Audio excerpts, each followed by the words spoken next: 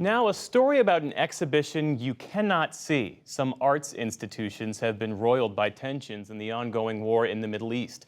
And one controversy has unfolded at the Art Museum of Indiana University, where a prominent Palestinian American artist was scheduled to have her first American retrospective this month. Jeffrey Brown reports for our Arts and Culture series, Canvas. A work of art returning from an exhibition, carried up the stairs to the New York studio of its creator, Samia Halaby. Here it is, the queen bee being treated like a princess. But this is no routine return. The queen bee was never put on display. The exhibition, titled Centers of Energy and scheduled to be shown at the Eskenazi Museum of Art at Indiana University, was canceled in late December. The only thing they told me was two-sentence letter. The show is canceled and the artwork will be returned safely. That's all. 87-year-old Samia Halaby is known for her large and vibrant abstract paintings, which she's been making for more than 60 years. In addition, she creates sculptures and works with fiber and textiles, and was an early practitioner of computer and digital art, teaching herself how to write computer programs starting in the 1980s. She's also a passionate supporter of Palestinian culture and advocate for Palestinian rights. She was born in Jerusalem in 1936 when Palestine was under British control, fleeing with her family amid the fighting that eventually led to the creation of the State of Israel in 1948, the period known to Palestinians as the Nakba, or catastrophe. Her family eventually came to the U.S. and settled in Cincinnati, Ohio. As an intellectual, I chose to be an abstractionist. I am a Palestinian and I believe in the Palestinian will to have freedom. I believe in the right of self-determination and self-defense. I love Palestinian culture. All of these things are me. Her tie to Indiana University is strong.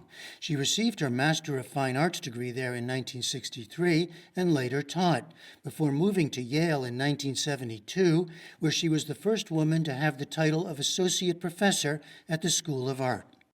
Her work is in the collections of major U.S. museums, including the National Gallery of Art in Washington and the Guggenheim in New York. And she recently had a large retrospective in the United Arab Emirates. The cancellation came as she was using Instagram to express outrage at Israel's bombing of Gaza in response to the October 7th Hamas terror attacks on Israel. She called Israel's retaliation a genocide and compared Gaza to Auschwitz. Though she was well aware of the tensions at universities around the country, including Indiana, she says the cancellation was a surprise.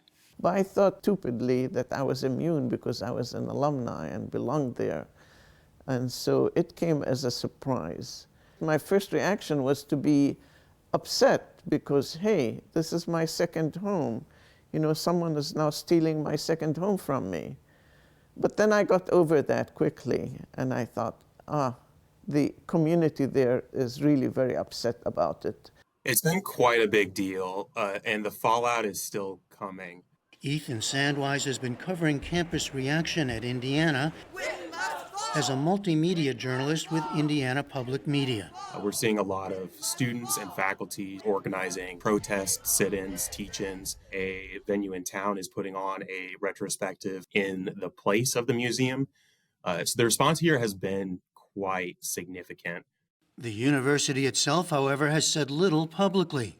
In response to the NewsHour's request for an interview with University President Pamela Whitten, we were referred to this previously released short statement. Academic leaders and campus officials canceled the exhibit due to concerns about guaranteeing the integrity of the exhibit for its duration. Last month, University Provost Rahul Srivastav also cited security concerns at a faculty forum, saying in part, "In this case, we had clearly competing values. We had an exciting debut exhibit of a major international abstract artist and alumna 3 years in the making.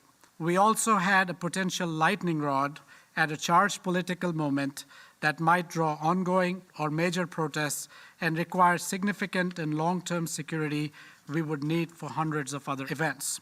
Reporter Ethan Sandwise sampled responses across the campus. I haven't spoken with anyone who feels like this is a compelling enough reason to cancel the exhibition.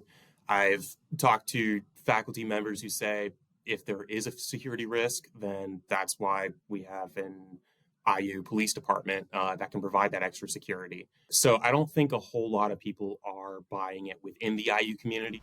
Halaby had worked on the exhibition for several years with a curatorial team headed by Elliot Josephine Leila Reichert, who told us she was instructed to refer press inquiries to university communications officials. In lieu of an interview, she sent an email statement to the NewsHour saying, "I am immensely proud of the work that Samia Halaby, Rachel Winter, and I accomplished together.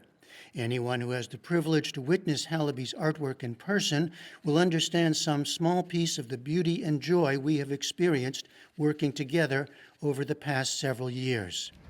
The controversy at Indiana is just one example of the conflict in the arts and culture world since the October 7 Hamas attack, including 92NY, a cultural center in New York, canceled an October event with a novelist who signed a public letter critical of Israel. Several staff members resigned in protest, and other authors pulled out of their events. The editor-in-chief at Art Forum, a prominent arts magazine, was fired after the magazine published an open letter from artists calling for a ceasefire in Gaza.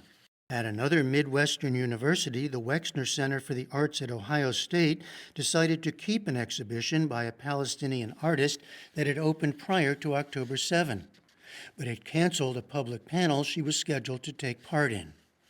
In a follow-up email to the university administration, we asked if it was aware of specific security risks, whether it had canceled the exhibition due to Samia Halaby's public statements, and if it had received pressure to cancel the exhibition from politicians or donors.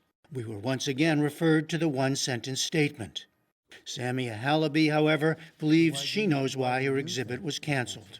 Oh, it's obviously an extension of what's happening in Gaza. We Palestinians are not allowed to speak or express our opinion, or in my case, because it wasn't a political show, provide a role model to students as to what intellectual activity could be like.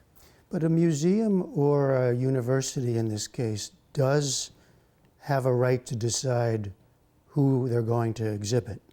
Yes, and they decided to take me 2.5 years ago, so they changed when the genocide began. So what gives here? So you have no regrets about using that language? Do I not have a right to express my feelings?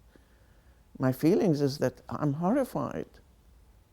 I'm equally horrified when I see other things happening. I'm equally horrified at the Holocaust of the Jews. I'm equally horrified about Hiroshima and Nagasaki.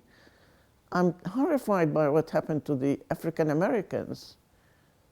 When I read about all these things, they bring me to great sadness. Meanwhile, on campus, a petition to reinstate the exhibition is circulating, and reporter Ethan Sandwise is hearing fears of another kind of fallout.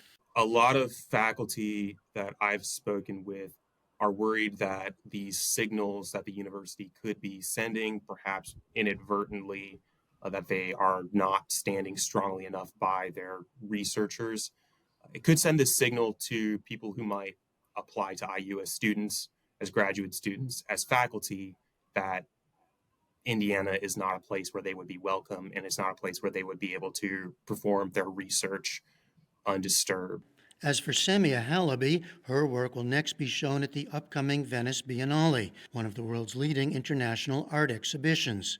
And her canceled retrospective exhibition is so far scheduled to run at its next venue, Michigan State University's Broad Art Museum, beginning June 29. For the PBS NewsHour, I'm Jeffrey Brown.